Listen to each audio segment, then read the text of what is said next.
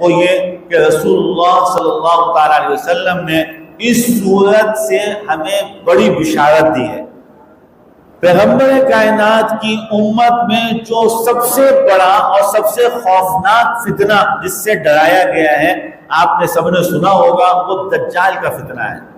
کہ دجال آئے گا اور بڑا خطرناک ہوگا، بڑے خطرناک کام کرے گا، اور خطرناک کاموں کے اندر یہاں تک کہ خطرناک ہوں گے کہ کسی کو پکڑ کے مار دے گا، موت دے گا، پھر زندہ کر کے لوگوں کو دکھائے گا۔ ایسے لوگوں کے ایمان کا امتحان لے گا۔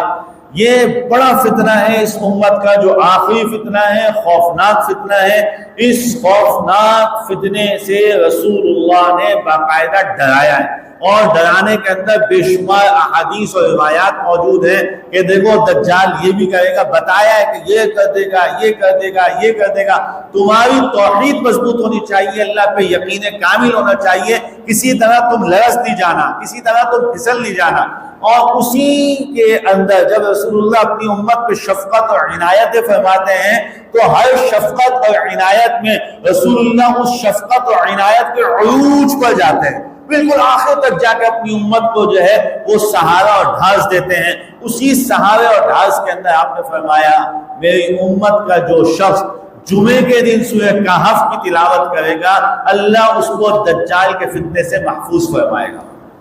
یہ بہت بڑی بشارت ہے، یہ معمولی نہیں ہے،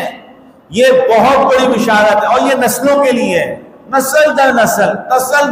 چونکہ سورہ کہف کے اندر نسل در نسل کا تذکرہ ہے۔ پھر میں وہی عرض کروں کیونکہ وقت یہاں پہ کم ہوتا ہے، اس کو پھر کبھی تفصیل سے انشاءاللہ موقع ملتے رہیں گے، بات اس پہ کرتے رہیں گے۔ خلاصتاً جو بات عرض کرنی ہوتی ہے وہ کہ کسی بات پہ عمل کی توفیق مل جائے، ایسا کچھ مختصر سا ہو جائے، اسی کی کوشش میں یہاں کیا کرتا ہوں۔ تو رسول کریم صلی اللہ علیہ وسلم نے اس امت کا خطرناک ترین فتنہ بتایا دجال کا، اور فتنہ بتا کے اس فتنے سے بچنے کے لیے جو مجھے آپ کو ڈھال عطا فرمائی، مجھے اور آپ کو جو دفاع عطا فرمایا، اس کے لیے یوں نہیں فرمایا اپنی فوج تیار کرنا، اس کے لیے اسلحہ تیار کرنا، اس کے لیے ٹینک اور توپے بنا، کچھ نہیں بولا بھائی میں تم کو دے کے جا رہا ہوں نا